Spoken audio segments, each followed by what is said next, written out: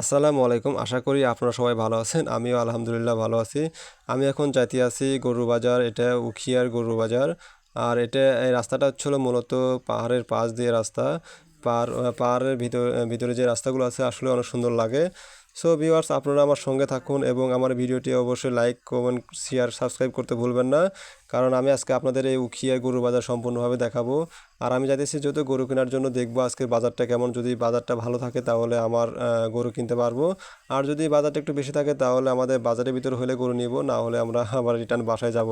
তো আমি চাইতেছি এখন গরু বাজার রোড দিয়ে এই তো আমরা চলে আসছি গরু বাজার এসে প্রথমে আমরা যেটা দেখতে পারলাম বড় বড় মহিষ এখানে দাঁড় করিয়ে রাখছে। মহিষগুলো এমন অবস্থা মনে হইতেছে মাত্র পুকুর থেকে উঠায় নিয়ে আসলো কাদার ভিতর থেকে। তো এখানে গরু একটু আজকে কম উঠছে যেহেতু রোজা ঈদের পরে গরু বাজার। এখানে অনেকগুলো গরু বেঁধে রাখছে। আসলে এই গরুগুলো আমার নেওয়ার মতো না, কারণ এগুলো ছোটো সবগুলো বলদ গরু। আমি যেহেতু নিব হচ্ছে গাভী অথবা ষাঁড় গরু। তো এই তো মহিষ বাজারের ভিতর দিয়ে আমি ঢুকতে আছি। এখানে দেখা যাচ্ছে অনেকগুলো গরু, বড় বড় গরু। আর এগুলো গরুগুলো আসলে বড়, 1 লাখ টাকার উপরে দাম হবে এগুলো মূলত।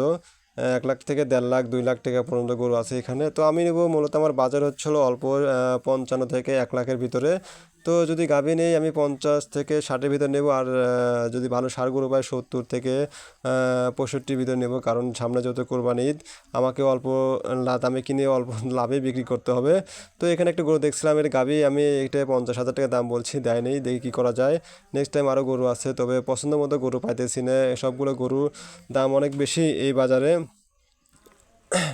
যে গরু গত 2-3 হাট আগে ছিল হচ্ছিল 50 থেকে 55 হাজার, সেই গরু এখন দাম হচ্ছে 70,000 টাকা। এইটি একটা ষাঁড় দেখছি আমরা, প্রায় 1 লাখ টাকা দাম বলছিলাম, দেয়নি আমাদেরকে।